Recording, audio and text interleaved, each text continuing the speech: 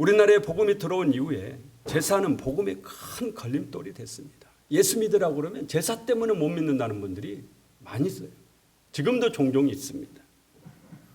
그만큼 안 믿는 분들에게 제사는 중요합니다. 그런데 오늘 읽은 성경 고린도전서 10장 20절에 보면 무릇 이방인이 제사하는 것은 누구에게 하는 것이라고 그래요? 귀신에게 하는 것이요. 하나님께 제사하는 것이 아니니 나는 너희가 귀신과 교제하는 자가 되기를 원하지 아니하노라. 이방인이란 예수님을 안 믿는 불신자를 말합니다. 이방인이 제사하는 거 누구에게 하는 거라고요? 귀신에게. 귀신에게 제사하는 사람 누구와 교제하는 거라고요? 귀신과 교제하는 거다. 그러니까 제사를 지내는 사람은 귀신과 교제하고 있다. 사단과 손잡고 있고 사단과 같은 한패예요. 성경이 그렇게 말씀하고 있는 거죠. 이방인이 하는 제사는 귀신에게 하는 것이다. 하나님께 제사하는 것이 아니다. 이거는 우리 예수 믿는 사람이 결코 해서는 안 될 일입니다. 그런데 조상 제사는 어떻습니까? 곧 추석이 있는데 조상님께 차례를 지내죠. 제사상 차려놓고 온 가족이 절을 합니다. 누구에게 절하죠? 조상에게 절을 하는 거예요.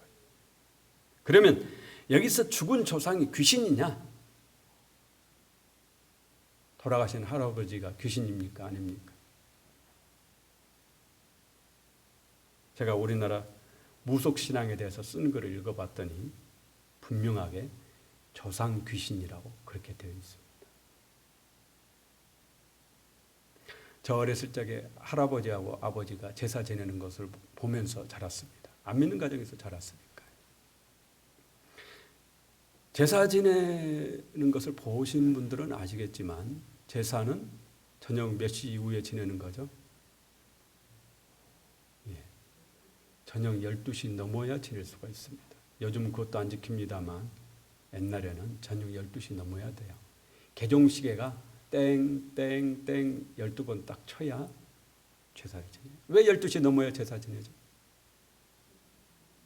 12시 넘어야 귀신이 와요. 12시 넘어요.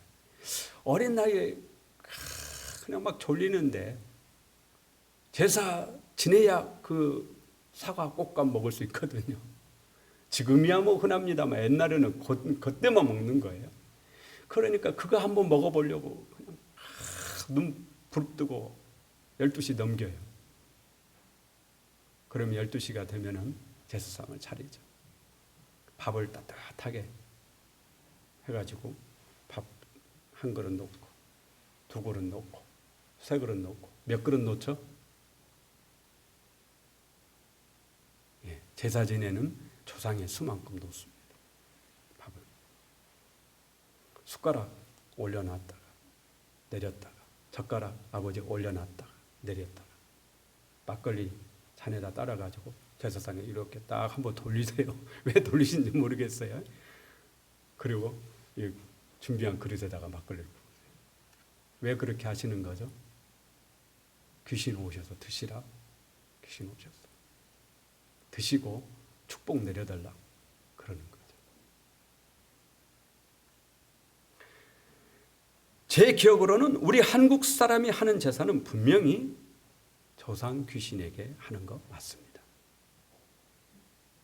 지금 안 믿는 사람이 하는 제사가 성경에서 말씀하는 그대로예요. 귀신에게 제사하는 것입니다.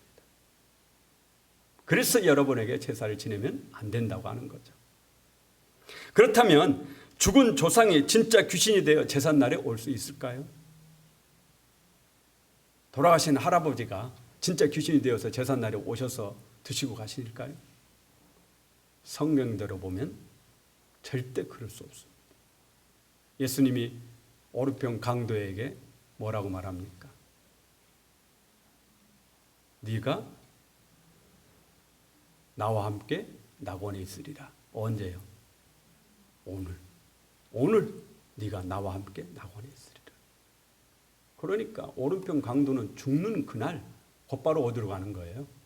낙원으로 갑니다. 귀신이 될 시간이 없어요. 네가 1년 후에 낙원에 있으리라. 그러면 1년 동안 귀신이 될 수 있는 여지를 가지고 있잖아요. 그런데 오늘이에요. 죽는 순간 바로 낙원으로 갑니다. 안 믿는 사람도 마찬가지입니다. 안 믿는 사람도 죽는 순간 육체는 흙으로 가고 그의 영혼은 음부로 가요. 음부로. 안 믿는 사람도 그렇습니다. 성경은 귀신이 될 수 있는 시간이 없습니다. 바로 가기 때문에 시간이 없어요.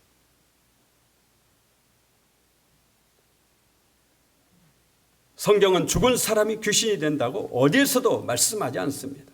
그러면 성경에서 말씀하는 귀신은 누구냐? 사단이 타락할 때 혼자 타락하지 않습니다. 자신을 추종하는 다른 천사들과 함께 타락하죠. 그래서 이 천사들의 대장 루시퍼 사단이라고 우리가 그렇게 말하고, 루시엘을 따랐던 이 천사들, 함께 타락한 천사들, 이들을 우리가 귀신이라고 그렇게 말합니다. 그들이 귀신이에요. 성경이 말하는 귀신입니다.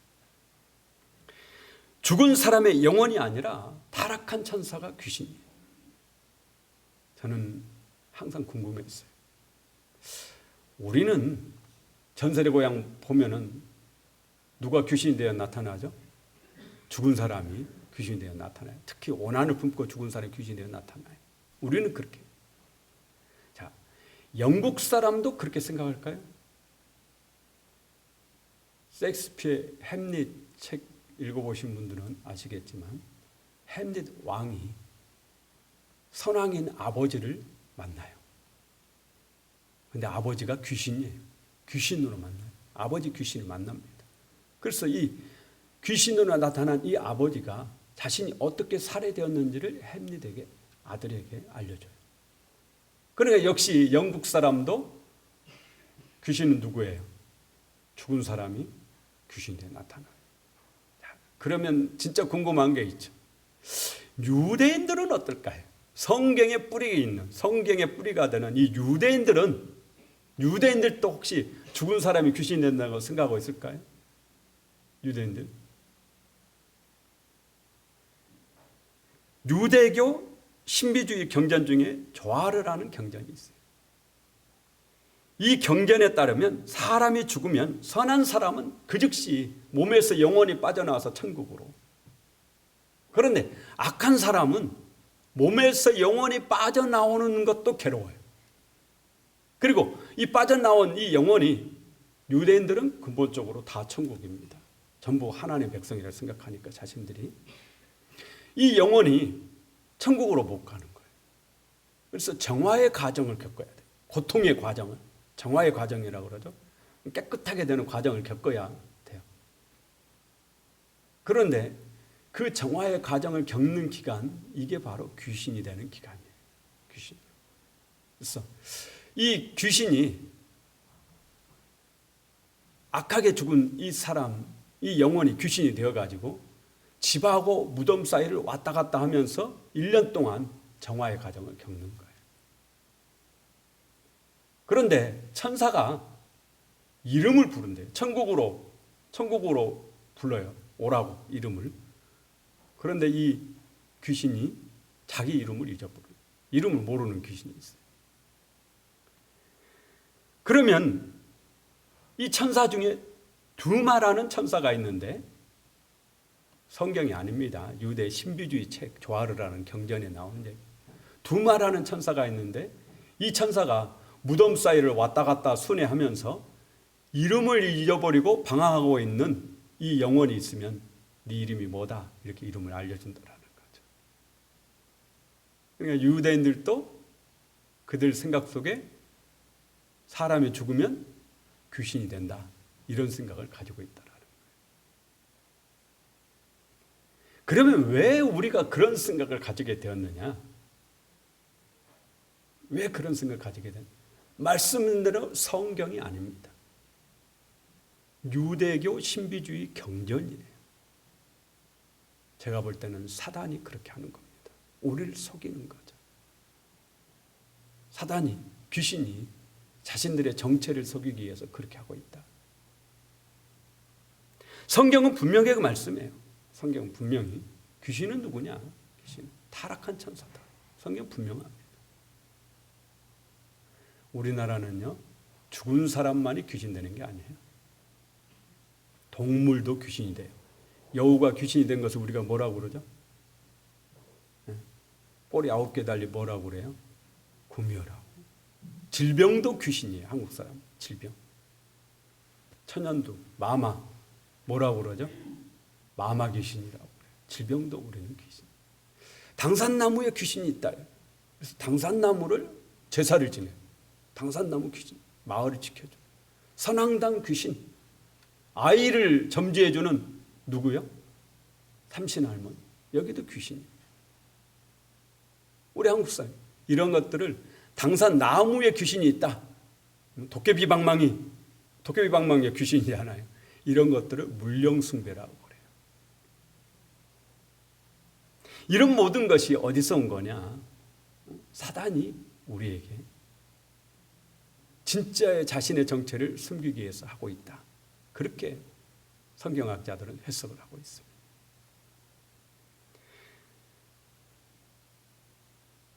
조상이 귀신이 될 수 없어요. 죽은 사람은 절대 귀신이 될 수 없습니다. 성경이 분명히 말하죠. 오늘 죽으면 바로 낙원으로 가는 거예요. 오늘 죽으면 바로 음부로 가는 겁니다. 성경에서 1년 동안 정화가지고 성경이 아니에요. 유대교 신비주의 이거는 이단과 같은 겁니다. 그래서 사단이 한다라는 거죠. 그런데도 불구하고 안 믿는 사람들은 죽은 사람이 귀신이다 생각하고 그들에게 제사를 지냅니다. 제사 안 지내면 큰 벌을 받는다고 두려워하죠. 그러니 이것이 우상숭배고 하나님 앞에 죄악인 거죠. 우상숭배는 하나님께 가장 용서받기 어려운 죄입니다. 10계명 중에 2개의 계명이 우상숭배하지 말라. 제1계명이 뭐죠? 너는 나 외에 다른 신을 네게 두지 말지니라. 제2계명이 뭐예요? 너를 위하여 새긴 우상을 만들지 말지니라. 10계명은 1계명부터가 중요한 겁니다. 1계명, 2계명 이게 중요한 순서거든요. 그런데 가장 중요한 첫 번째와 두 번째 계명이 전부 다른 신, 우상 섬기지 말라. 하나님만 섬기라. 하나님. 그만큼 하나님이 그걸 중요하게 생각하신다. 여러분들이 제사를 지내면서 우상 숭배하면서 하나님께 복을 받기를 원하는 분은 바람을 피우는 여자가 남편에게 사랑받기 원하는 것과 같습니다. 딴 남자와 지금 바람 피고 있으면서 남편에게 사랑해달라는 것 같더라. 어느 남자가 사랑해 주겠어요? 똑같은 겁니다. 똑같은 이치죠. 우상 숭배하면서 복 받기를 바라면 안 돼요. 우상 숭배만 끊어도 지금 현재 여러분이 혹시 제사를 지내고 있다든지 우상 숭배하고 있다면 그것만 끊어도 묶인 문제가 해결될 수도 있습니다. 야곱이 정말 사랑했던 라헬이 있잖아요. 라헬이 둘째 아이 베냐민 낳으면서 죽지 않습니까? 왜 죽죠? 다 이유가 있습니다. 그냥 죽은 게 아니에요. 라헬이 아버지의 드라빔, 우상을 숨겨가지고 아버지 떠날 때 그 아버지가 쫓아왔잖아요. 라반이 쫓아와가지고 야곱에게 네가 가는 건 좋은데 왜 내 신을 훔쳐가지고 달아나냐? 야곱이 뭐라고 그래요? 그냥 항상 말도 조심해야 돼. 나는 절대 그런 적 없습니다. 혹시 우리 중에 장인어른의 그 우상을 발견하게 되면 그 자는 분명히 죽을 것입니다. 그래서 라헬이 죽는 겁니다. 그래서 우상 때문에 죽어요. 우상 숭배하면서 하나님께 복 받기를 바라면 안 돼요. 저처럼 일본으로 예수 믿는 분들은 이게 정말 힘들 겁니다. 특히 며느리 되신 분들은 정말 이게 힘들 거예요. 하지만 여러분들이 기도하면서 가족을 예수 믿게 하고 복음 전해서 언젠가는 이거 극복해야 돼요. 그래야 하나님의 진정한 복과 은혜를 받을 수 있습니다. 우상 숭배 이것만 우리가 설령 조금 우리가 부족하다 할지라도 하나님만 바라보고 하나님만 사랑하고 하나님만 섬기면 하나님은 은혜와 복을 주시죠. 그러나 아무리 잘해도 남편에게 아무리 잘하고 살림도 잘하고 음식도 잘하고 남편 정말 내들도 잘하고 다 잘해도 내 아내가 계속 딴 남자 만나서 바람피고 있다면 절대 사랑할 수 없습니다. 그 어떤 남자도 그 아내를 사랑할 수 없죠. 똑같은 이치. 조금 부족해도 오직 하나님만 바라다보고 주님만 섬기며, 그래서 반드시 우상숭배, 특히 곧 추석 명절인데 여러분들이 이거 단번에는 못 이겨내시더라도 제사 문제를 꼭 극복하는 그런 믿음을 가지시기를 예수 이름으로 축원합니다.